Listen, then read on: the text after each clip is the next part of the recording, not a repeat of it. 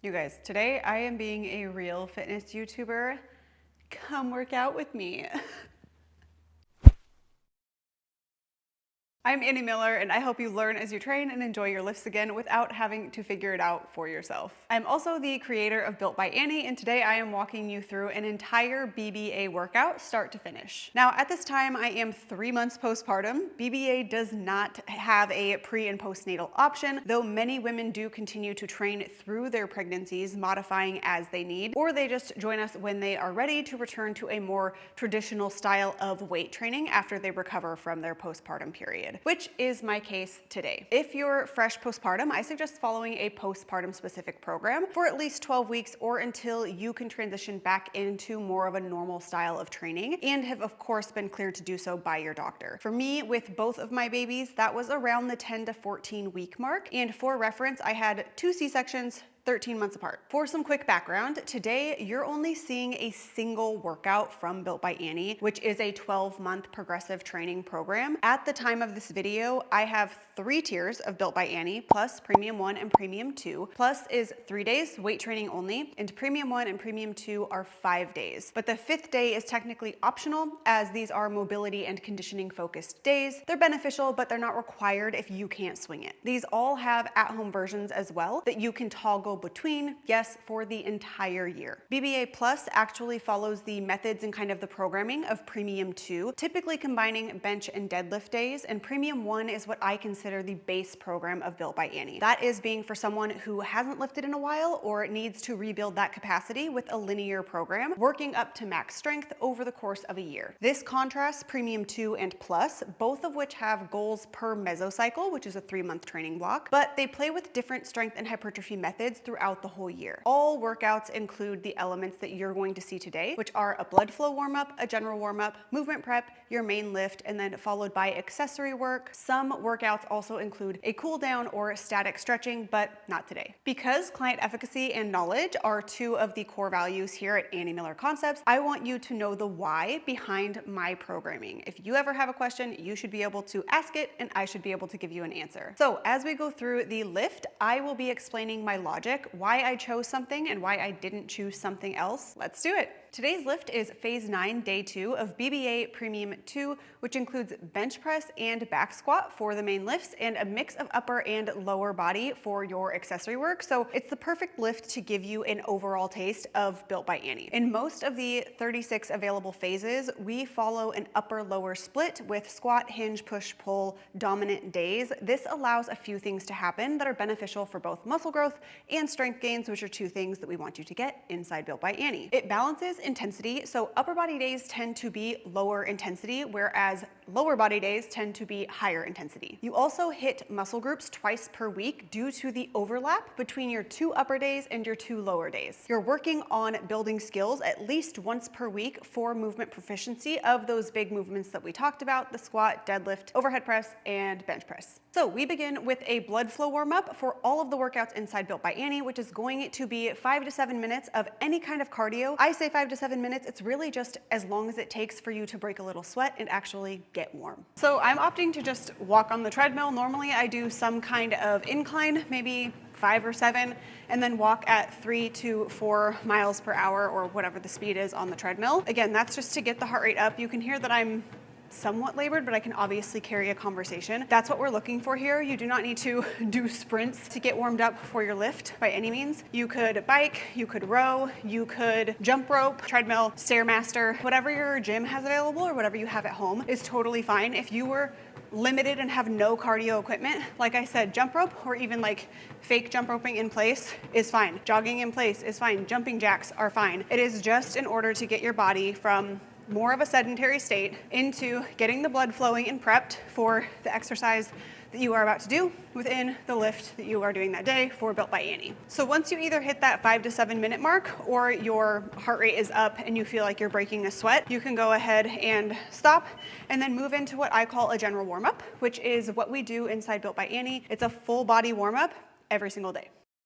So again, I call this your general warm-up. Now, caveat, you could technically skip this, but I'm gonna tell you why it's here. Perhaps it's because I come from a competitive cheerleading background and college athletics, but I think that there is benefit to doing the same warm-up every day. It provides a baseline for how you're feeling and a way to kind of tap into your lift for the day. To me, it provides a transition and ensures that you're touching all of the joints, not just the ones that you are going to use in the specific lifts for whatever you're doing that day. Which is also, yes, why you could technically skip it if you're short on time, because you are going to be touching parts of the body that you aren't necessarily going to be working that day in your exercise. So you can do a lot of things for a general warm-up. Mine includes 5 different movements, so we're just gonna go through them really quickly. The first one is just a quad walk. You've been doing this since middle school gym class. It is not difficult. 2 to 3 seconds on each side is totally fine to hold. 5 to 10 steps. We're not stressing out here. Again, for me, this is more of a where is your body at, how does it feel, and you're getting warmed up for your lift. Next, you're gonna do not just a knee hug, but you're gonna externally rotate. I'll show you this way. Externally rotate your foot here so that we're actually stretching our glute and adductor at the same time. Again, I normally just go back in the other direction. I bend down and grab here and then stand up rather than lifting my leg. You could also just step forward, lift your leg, and grab. It really just depends on your mobility and your balance and comfort within the movement, but you do want to make sure that you're standing up nice and tall and pulling that foot and leg into you.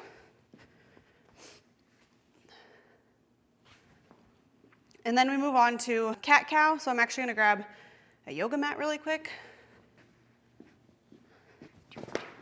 Okay, so then we move on to a cat-cow. I don't segment this, but you absolutely could. So it is just arching the back here, which is technically spinal extension, and then flexing. You can see I'm doing my entire back at one time, but again, you could segment doing just the lower spine, which would be here, locking in your upper spine, and you could also just do the thoracic spine, locking in your lower back. Totally up to you, whatever's most comfortable, whatever you need that day.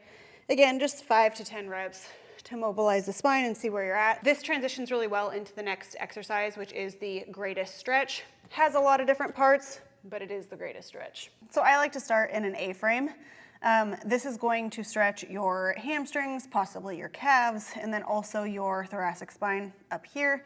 And then step one leg forward. You can drop a knee down. This is going to be less challenging than if you were to keep that back leg up, so this is a more intense stretch. And then we can do some thoracic mobility again. And that is why I say you could technically cut some of this out, but I really did try to cut it down to where you're getting the most bang for your buck with these stretches and your warm-up. And then we can do the other side. And then you just simply push back and get that calf and hamstring again. More intense stretch if you pull this toe up. And then you would switch and do the other side.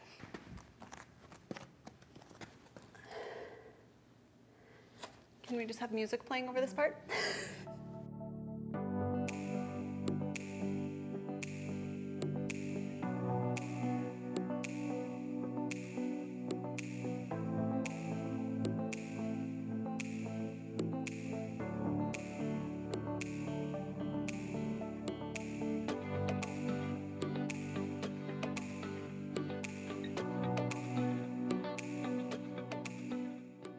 Okay, and I actually forgot that we also do a Cossack squat back and forth situation, so I'm gonna toss this aside.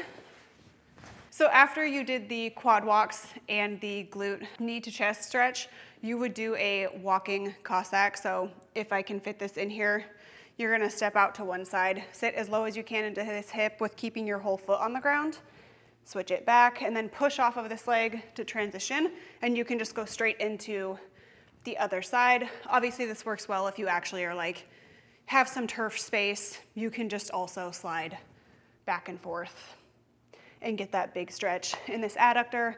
And then also because we are squatting today, that is a nice warm up for squats as well. We follow up that general warm-up with what I call movement prep. These are 2 to 3 specific movements that open up the end ranges of the joints that you're going to be using that day and also prime the main muscle groups and potentially the movement patterns. For movement prep for this lift, we have side planks, yoga push-ups, and air squats. The side planks are here because we have core in nearly every lift at the beginning in movement prep. Other days have other isolated and active core work that target other areas. So I'm doing my side plank with my feet staggered. You can see here, one in front, one behind. The top one goes in front, the back one goes behind. I would choose to do it here now because I've progressed to this, but in early postpartum, this was very uncomfortable as far as pulling on my incision. So I can shorten that lever by just dropping down to my knees or even dropping down with the bottom knee, but keeping the top knee or the top leg straight like this. You can also stack your feet. I am not there yet in my current postpartum journey. So like I said, I would do both sides here, stacked, or with my feet staggered instead of being stacked. So after you did your side planks on both sides, then you would move into the yoga push-up. In the yoga push-up, you are getting some scapular and spinal movement as well as warming up pressing. So as you can see, you might have some trouble finding your width front to back here, but you're gonna lead with your head all the way down, followed by your chest, kind of like a snake, cat, I don't know. Choose an animal, and then press up here and move back to that downward dog. Same thing again. If this was either, if I saw that I had coning here, again, this is because I'm postnatal, or you just don't have the strength to do this because it's kind of a challenging exercise, you can also just do the bottom portion. So all you would need to do is come here and press up to here, and that's it. So we're still getting some mobility and warming up our pressing. Like I said, we hit the core with our side planks.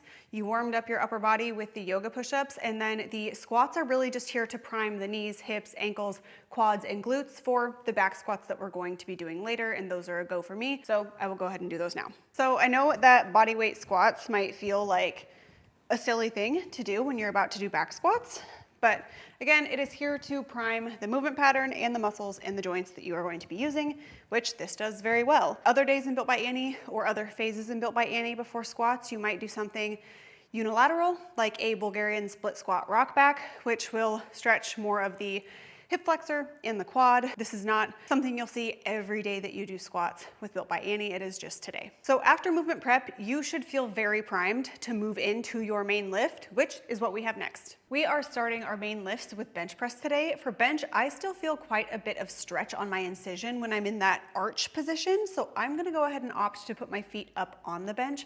No, there is nothing wrong for that or with that. I could also do something like a floor press, but in the floor press, we have a really limited range of motion, and I want to get a big stretch through my pec at the bottom. So I'm gonna opt for a normal bench press, but just elevate the feet as to not stretch my incision. As is programmed, we have 1 to 2 warm-up sets.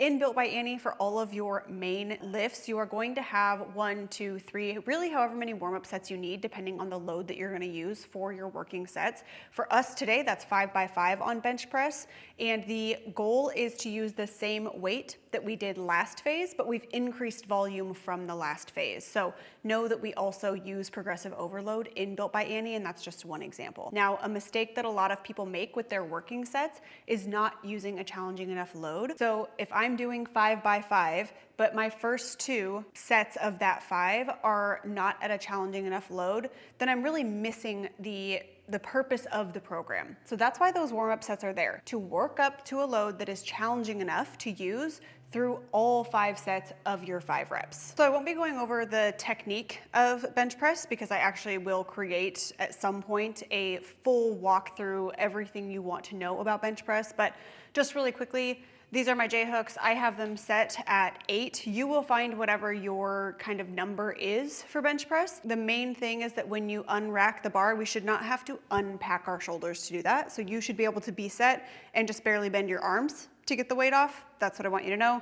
These are my safety bars. These are actually slightly too high for me, so I would want them 1 notch lower, but I'm not going to hit them when I am at the bottom of my bench, which you'll see. So like I said, I'm gonna have my feet up on the bench. These are my warm-up sets. I always do at least 1 set with the bar, and then I will make larger jumps if I'm using a really heavy weight, which being freshly postpartum is not the case today. So these are my warm-up sets. Every setup should look the same. So if I was doing an arch, this is what it would look like. My butt is cramping. This is what it would look like. I prefer my feet to be flat. So if I was going to have my feet down, I would put wedges or elevate my feet on plates or something like that, but I'll pull them up because that's how I'm gonna do them. Every set should look the same, whether it's a warm-up or a working set. See how I did not have to unpack my shoulders, and you'll also see the safety bars are too high. They should be about an inch below the bar, and they're not, but it won't be an issue for today.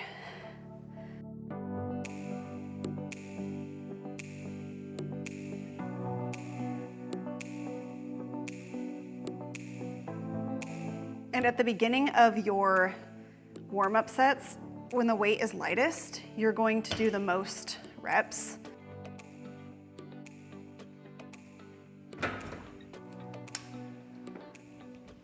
So you'll do the most reps at the lightest weight, and then as you get closer to those working sets, it's okay if you're only doing like 2 to 3 reps in your warm-up sets.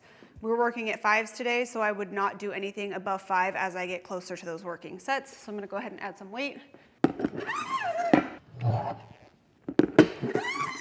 And this is my first time bench pressing since starting postpartum lifting. So you're actually seeing me finding what weight is going to be my working set for a set of 5. This is 65. This is a normal bar, which is 45. Most gyms, that's what they have. I do have a 35-pound bar, but where they take the weight off is in the diameter for the grip, so that it is easier to grip, mostly for females as we have smaller hands. That is not necessary on bench press. So I won't use that on squat or bench press, but on deadlift or any pulling exercises, I will use a 35-pound bar. I'm gonna play with reps here. I don't think that this will be my working set of 5, but honestly, it might be. We'll see.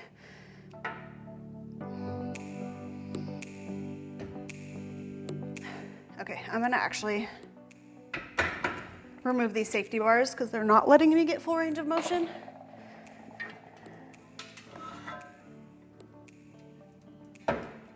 I might have just put that in the same hole, but I think I just moved it down one. My left side just kept hitting it. Let's try again.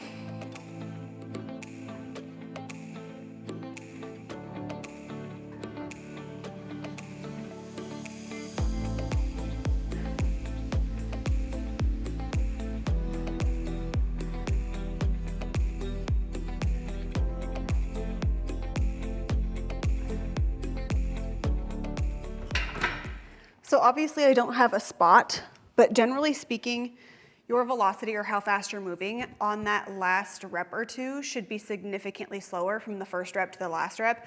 I'm not there yet, so I'm gonna go ahead and add more weight.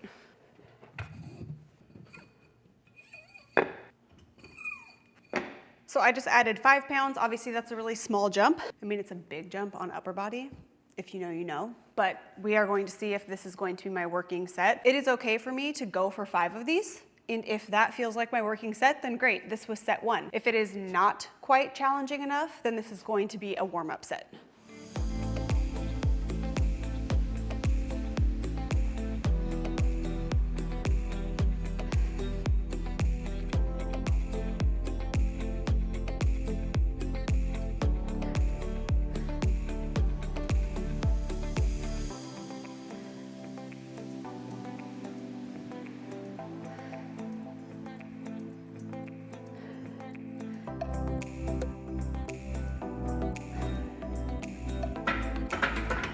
That was definitely challenging, but I probably have 3 reps left in the tank. Because I have micro plates, I am going to use these.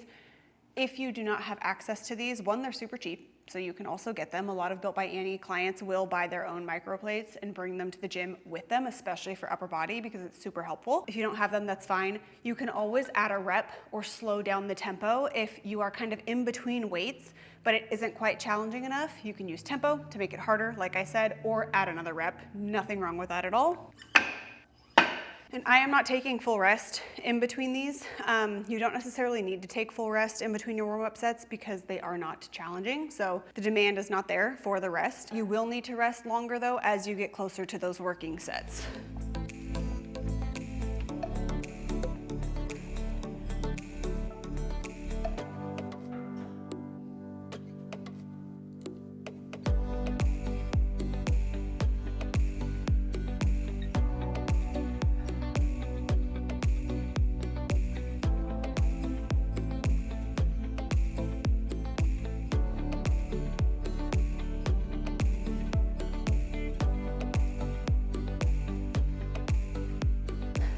So I'm gonna count that as my first working set, and I would have 4 more of those. Hopefully you could see the velocity slow down. Like I said, this is the first time I have bench pressed in like at least 5 months. But hopefully you can also see that I'm using a controlled tempo. So every single exercise inside Built by Annie, once you hit the main lift and then go through your accessory work, has tempo assigned. It is generally a slower down than up tempo. So 2 to 3 seconds down, 1 to 2 seconds up. That's kind of the rule of thumb that we use.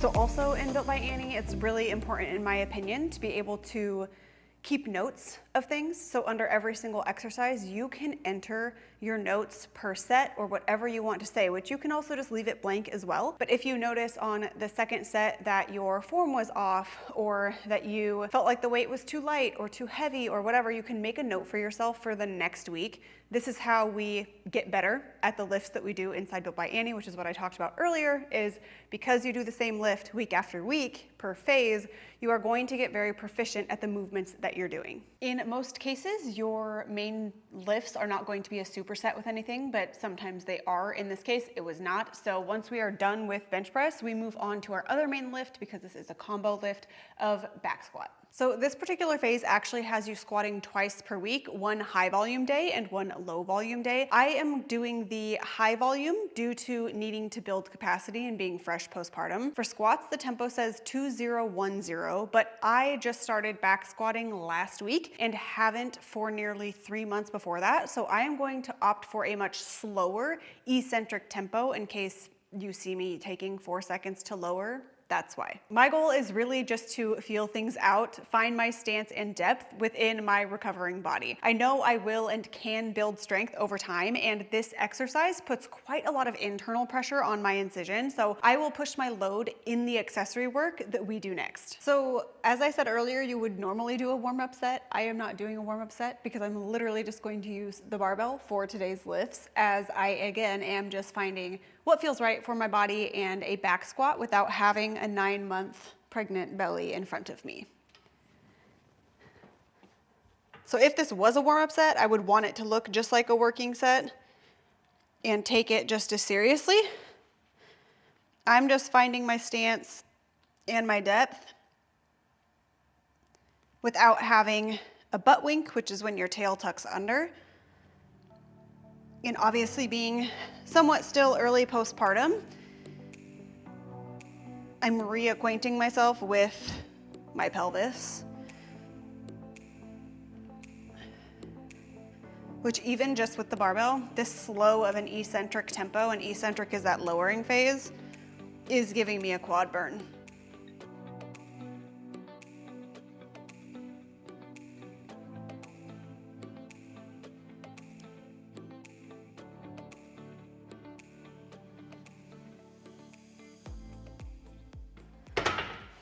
And because this is not a challenging load, when I have been reacquainting myself with these workouts, I'm not going to take 2 to 3 minutes of rest because I simply just don't need it. My muscles are recovered, cardio is recovered, and I can go again quicker than if I was actually working up to a true working load. So in my second set, I'm going to attempt to go a little bit quicker in the eccentric portion of the motion, and get to a depth that feels good without having to go quite as slow. If I was doing this normally in a program, I would film myself, and you don't have to film every set, but I do suggest that you do film at least 1 set. And I always say film your heaviest set, because we want to see what your form does, and not we, specifically in Built by Annie. In the community, you can upload form review videos, and like I said, I prefer people to do their heaviest set because we want to see what your form is doing when there's the highest demand on your body to keep good form. And if you struggle with that, or if you video yourself and you're like, I don't even know what to look for when I am videoing myself, I did create something called the Big Lift Audit. It is super cheap, and it's a resource that you can use if you are not hiring a one-on-one coach. So you want somebody's eyes on your program, but again, you don't know what to look for. Check out the Big Lift Audit. It teaches you how to video yourself, what angles to video from, and then when you're watching your video, some like common things to look for, and also how to address something if you did find a form issue or something wrong with your lift that can be optimized. For accessory work, we have 2 unilateral lower body moves, one working the glutes and the quads, and the other working mainly just the glutes. Note that this phase also includes another squatting day, like I mentioned, and deadlifts. The other squat day biases more quads, and the deadlift day biases more posterior chain. Today, we kind of have a mix of both. We start our accessory work with the dumbbell back lunge from a deficit. Hello, cardio. This is the perfect example of selecting where I can push and where I can't in my early postpartum. And again, I'm using that as an example, but you can also do this within your own training, depending on what season you're in. I personally am able to still push the intensity here without having any symptoms, so that is what I am going to do. So the deficit does not need to be extreme. It's just enough so that from the top here, when you drop down, your knee is dropping below this front foot, which we love because as you drop down past the performing surface, if you will, we get a bigger stretch in the front quad as well as that glute, which we love for building muscle.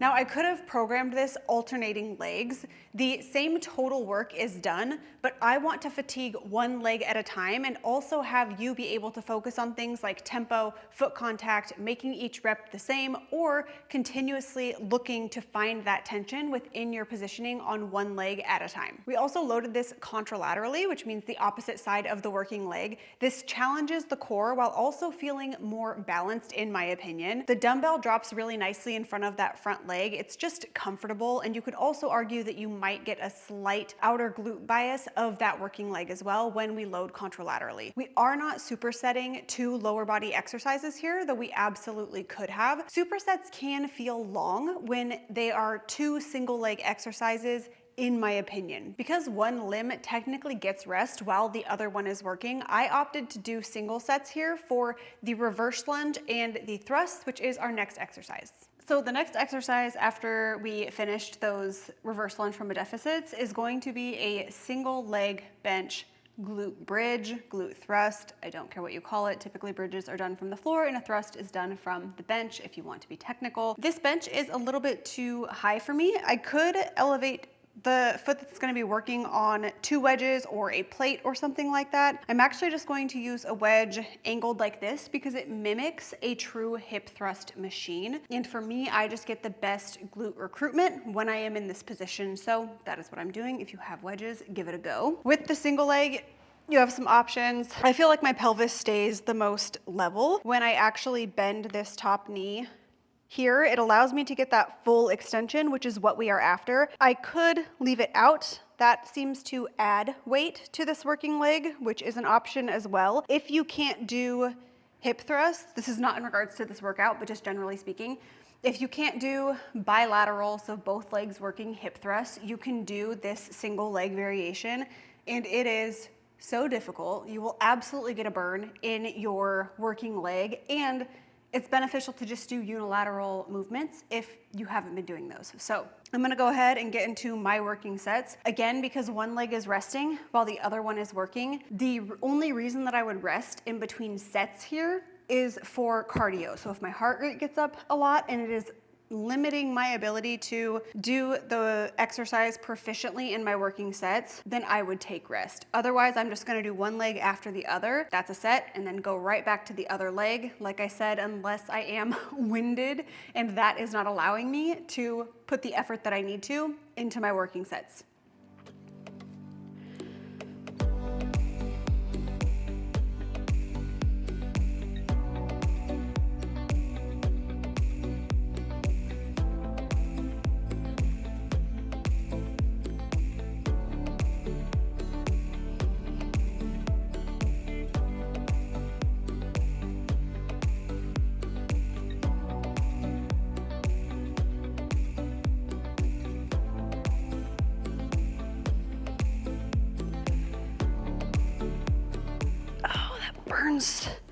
burns so bad.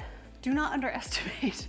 I was gonna say that you could put a dumbbell on your hip for this, but honestly, I don't even think that it's needed. You tell me down in the comments if you give this a go.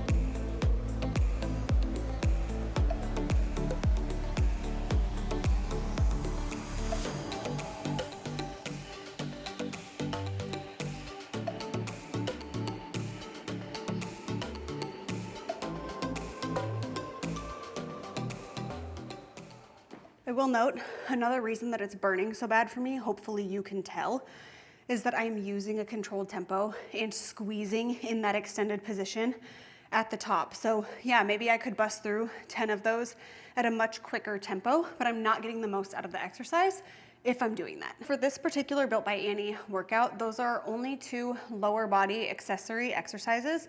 In just a lower body workout, you would have more than that, but because this is a combo of upper and lower, we wanna be as efficient with our time as we possibly can. So we just have those 2 exercises, and now we move on to upper body. Typically in Built by Annie, you will see 5 to 7 exercises. Sometimes on upper body days, we may have more due to the smaller isolation movements. Something that I do want to make clear is that overall weekly volume and balance of movement patterns and muscle groups is what's most important. So here you're going to see 2 pressing or tricep bias exercises, but throughout the week, you'll see more pulling than pressing overall, or they will be equal. And whereas today we're vertically pulling, on other days, you will also see more horizontal pulling with different rowing variations. Today, we're going to be doing a lat pull down or pull up variation. Generally speaking, you'll see that in Built by Annie, we choose the most bang for your buck exercises because again, we are not here to waste any time. The lifts are 45 to 60 minutes. So the idea is to use the time as wisely as possible to build both strength in the proficiency of the movement patterns and build muscle. For the upper body accessory today, we have 3 different exercises. This is a tricep of push-ups, cable tricep pushdowns, and neutral grip pull-ups. Now, I have no quarrels with you needing to do these as single sets. If you are in a gym and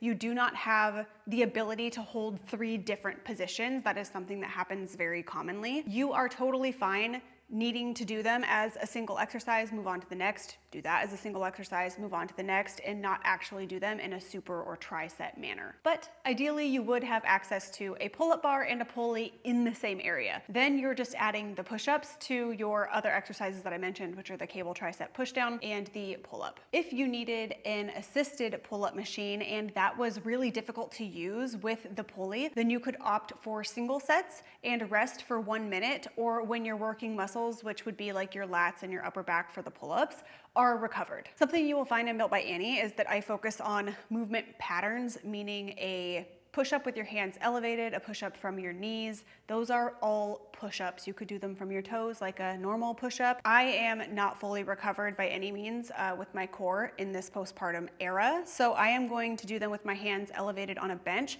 I'm choosing to do them with my hands on a bench versus dropping my knees down because this feels more integral to a true push-up for me personally. You could also just do them on the ground with your knees, from your knees, and that would give you the same regression from a normal push-up with your hands and your toes on the ground.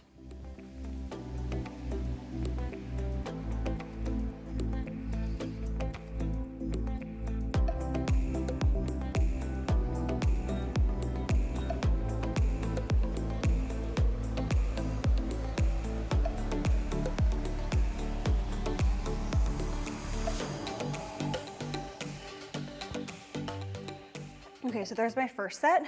As a performance goal I could have over time, this would probably not be in one workout, but say I'm doing this phase in Built by Annie, a goal of mine would be to move my hands from a bench to a lower surface. I could also do this on a barbell in the rack. I could do this from a lower box or like one of those step aerobics boxes, just finding something that is lower than a bench, and that would be me progressing this movement. If you are doing them from your knees, your goal would be to do maybe as many from your toes as you could, and then finish out your set on your knees. That is also an option. Now, because we are doing this on video, I am actually gonna do all my sets here, and then move on to the cable tricep pushdowns, and then a pull-up variation, which I am not back doing pull-ups yet, so I will give you another option once we get there.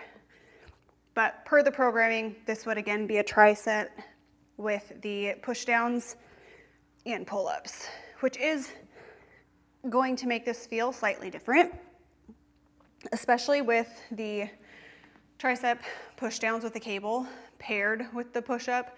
You are definitely going to feel your triceps blowing up during this particular set of exercises. So our next exercise is cable tricep pushdowns. We love a good tricep burn, and at 3x12, that is exactly what you're going to get.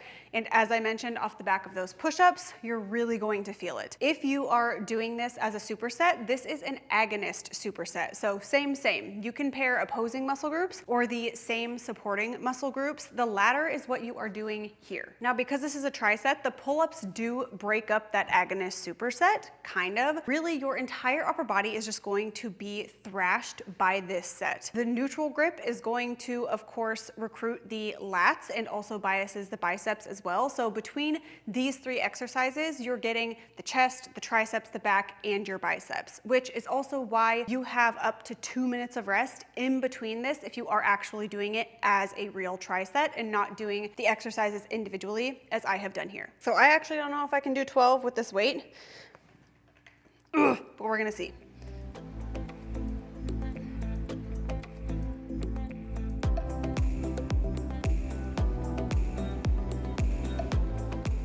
And of course, we're using a controlled tempo. That's really just a given. As I mentioned earlier, I give you a tempo for nearly every exercise, but generally speaking, I just want you to be controlling movements no matter what, unless I have otherwise specified that.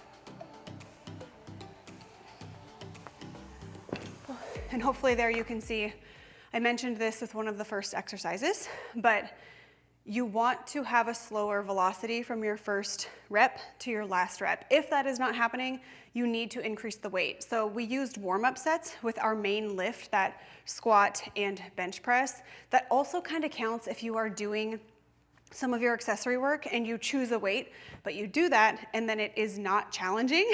You want to make sure that you then increase the weight and use that first set as just a warm-up. I would not count that as a working set. So if I got to 12 and this was a weight that I probably could have done like 5 more reps with, that's a warm-up set. It does not count. I would need to increase the weight and start my 3 to 12 sets next with a heavier weight. So I don't know how many I actually got there, but I am just going to go until I feel like I'm reaching a close point of fatigue.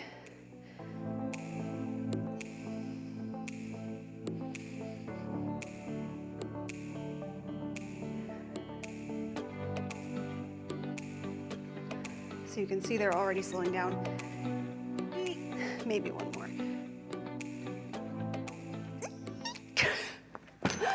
Literally squeaked it out. Okay, let's go ahead and move on to the neutral grip pull-ups, which at this point in my recovery, I cannot do yet because of my core as a limiting factor. So you could have some options with doing other exercises. Neutral grip, first off, is like this. So if you don't have access to a pull-up bar that has different grips or something like rings to do ring pull-ups on, then you can also just choose to do a chin-up, which is going to be closer to, slightly easier than a P-grip pull-up. You could also just do normal pull-ups. You have options. I am going to, because I need assistance, put a barbell in this rack and actually use my feet as assistance. I could also put a band on this bar, put my feet in it or my knee in it and use that as assistance, but I really want to control the movement and I feel like I can do that better from a barbell using my feet on the ground than using a band. Neutral grip has always been the most comfortable for me from a shoulder standpoint. From a mechanically advantageous standpoint, meaning how easy it is to perform, these are between a chin-up and a pull-up. So if you have a chin-up but you can't quite do a pull-up, see where you're at with the neutral grip or the P grip, like I mentioned earlier. You might surprise yourself. So if you are going to do pull-ups or scat pulls or anything from this position and you want to try this option, you are going to set your J hooks at your squat height, and normally that works pretty well. So for me, I am going to do a chin-up variation. Again, I could do the same thing in an overhand. I just would prefer to do chin-up, so that's what I'm doing. You just drop down, and it might take some adjusting to like figure out where your feet are most comfortable, but they're going to be in front of you for sure, because we want to mimic as close to a true vertical pull as we can. If my feet were out here, we would not be getting that. So drop your body weight under the bar. You should be in a dead hang, and then you can continue doing your reps from there. And even if you're doing assisted, we still want full range of motion, still focusing on the same muscles that we would be working if we were doing it unassisted, and still focusing on using a nice, strong, and controlled tempo.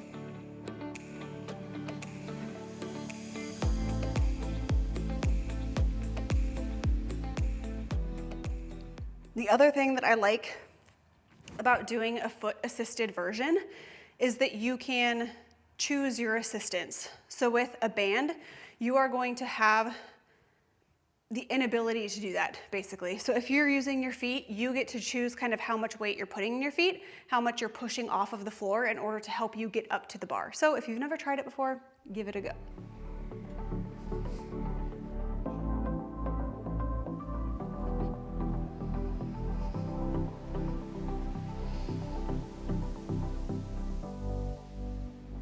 That's a wrap. That was a full BBA lift from blood flow warm-up all the way to the last accessory lift. What did you think? Did it look like a style of training that you would enjoy? Did you hate it? That's fine. Just don't join us. We don't want you.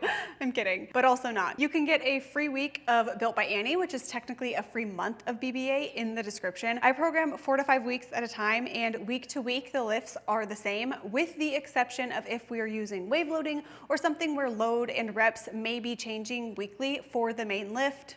I digress. The lifts are the same usually. That just allows you to track and plan progress through a phase before moving on to the next, and to build movement proficiency, which I have mentioned a million times during this video. If you are looking for a year-long training program, then join Built by Annie. Go team.